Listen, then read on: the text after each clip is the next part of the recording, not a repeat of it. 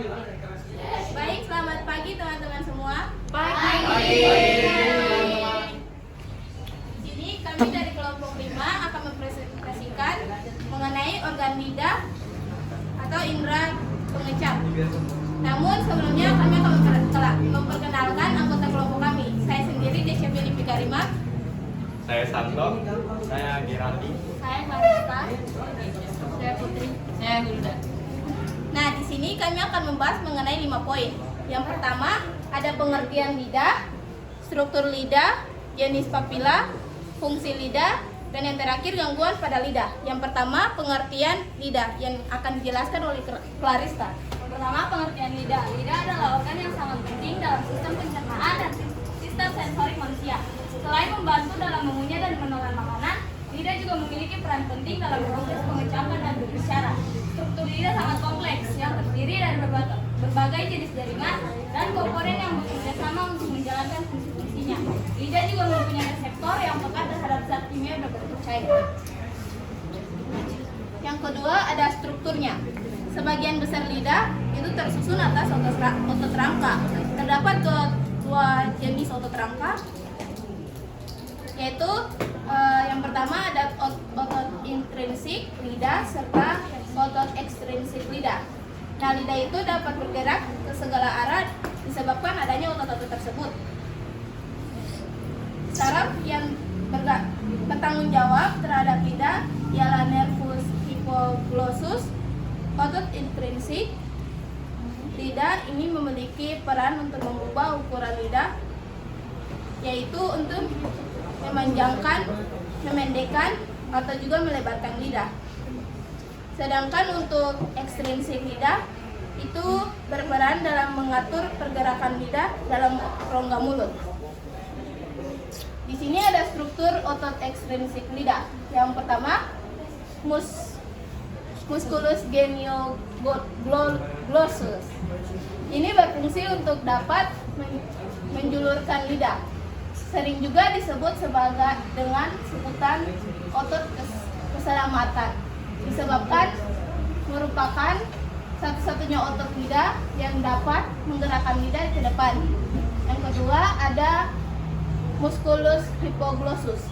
Ini berfungsi ialah untuk menekan serta juga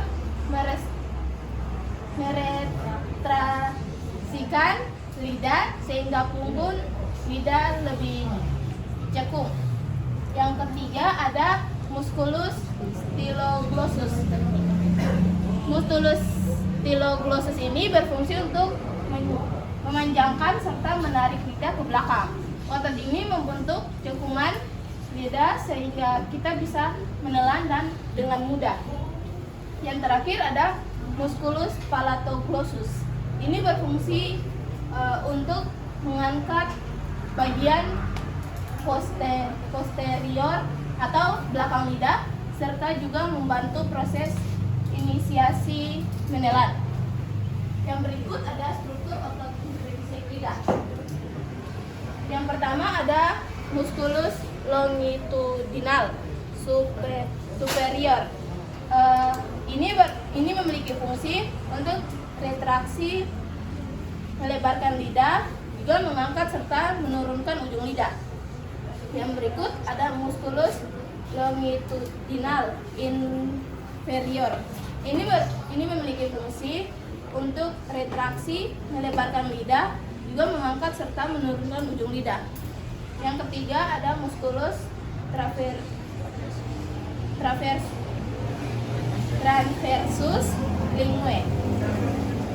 Ini memiliki fungsi untuk memanjangkan serta melebarkan lidah, sama dengan musculus verticalis linguae. Yang terakhir ada musculus verticalis linguae. Ini berfungsi untuk melebarkan lidah bersama dengan musculus transversus linguae.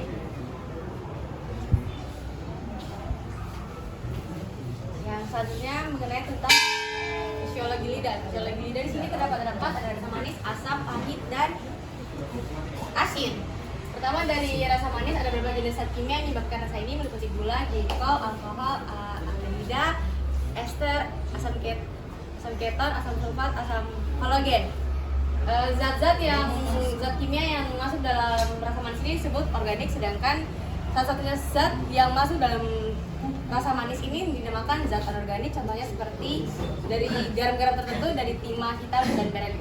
Kemudian dari rasa asam disebabkan oleh suatu golongan asam, konsentrasi ion hidrogen maupun intensitas sensasi rasanya kira-kira sebanding dengan ion hidrogen. Oleh sebab itu, makin asam suatu makanan, maka sensasi rasa asamnya semakin kuat.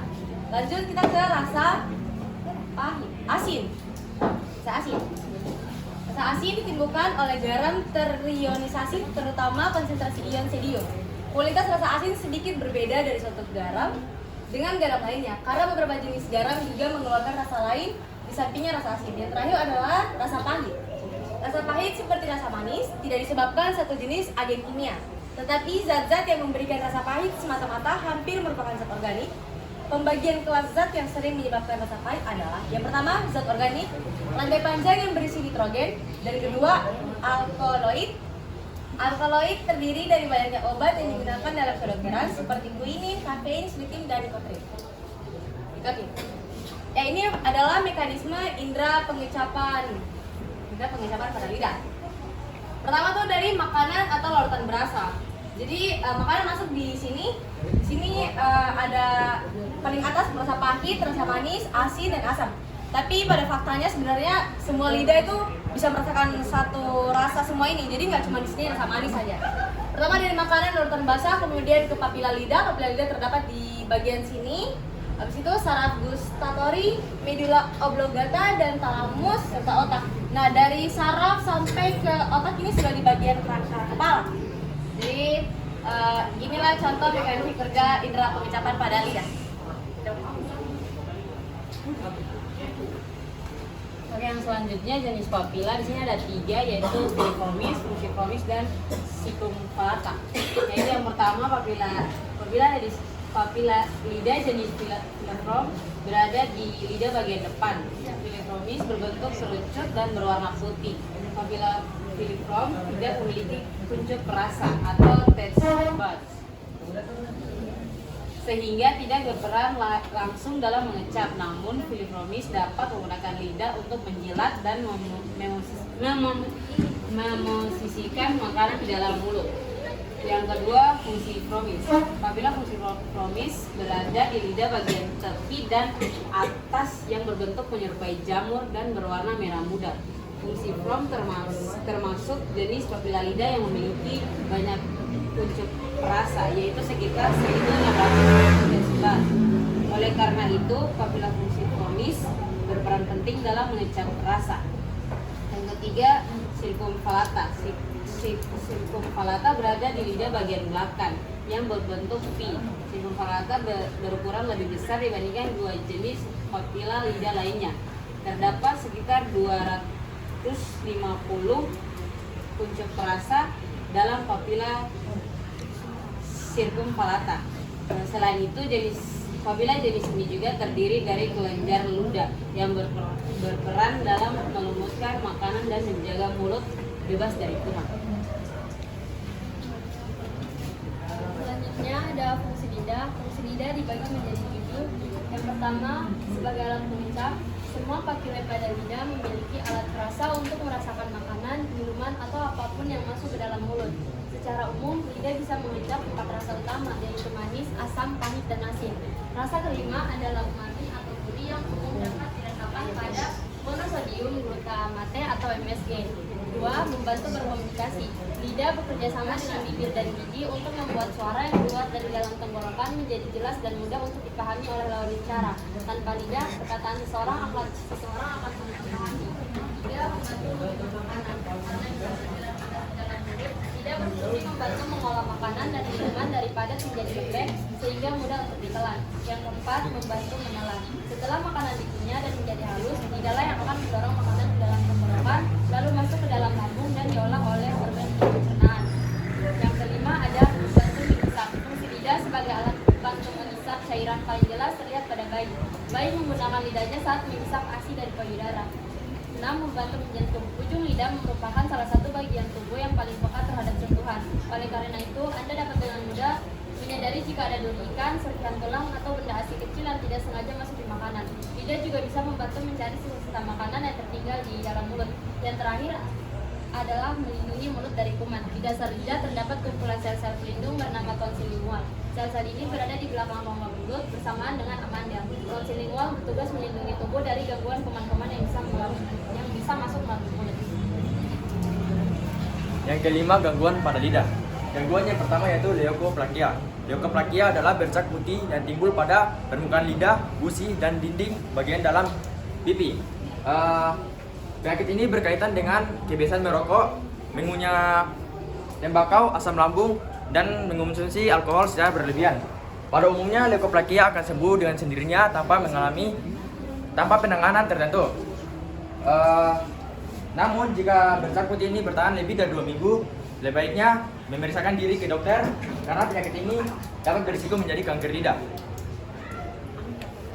Gangguan yang kedua yaitu kandidiasis. Kandidiasis terjadi ketika jamur Candidus albicans berkembang di lapisan lidah.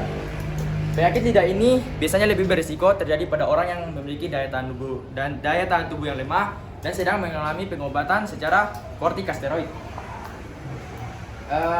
Penyakit ini juga lebih berisiko dialami oleh orang tua, anak kecil, bayi. Dokter akan memberikan penanganan berupa pemberian obat anti jamur untuk mengobati penyakit kandidiasis. Dan yang ketiga yaitu di sini sindrom lidah perih ya. Glossitis. Glossitis atrophy atau radang pada lidah ditandai dengan lidah yang membengkak dan kegerahan serta tekstur lidah yang halus dan licin. Penyakit ini biasanya diakibatkan oleh kekurangan vitamin B12, asam sulfat, asam folat, atau zat besi.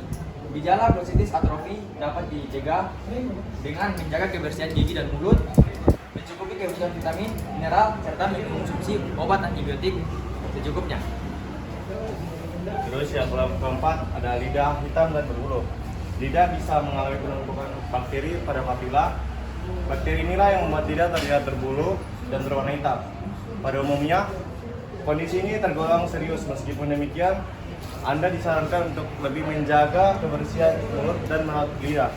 Orang yang sedang menjalani kemoterapi atau sering mengonsumsi antibiotik lebih berisiko mengalami kondisi semacam ini. Terus untuk yang kelima, sindrom lidah perih. Lidah terasa tersiram air panas merupakan masalah yang cukup menjadi umum. Kondisi ini juga dapat dialami oleh sebagian wanita yang telah mengalami menopause. Sindrom lidah perih umumnya tidak berbahaya dan biasanya hanya disebabkan oleh masalah saraf ringan.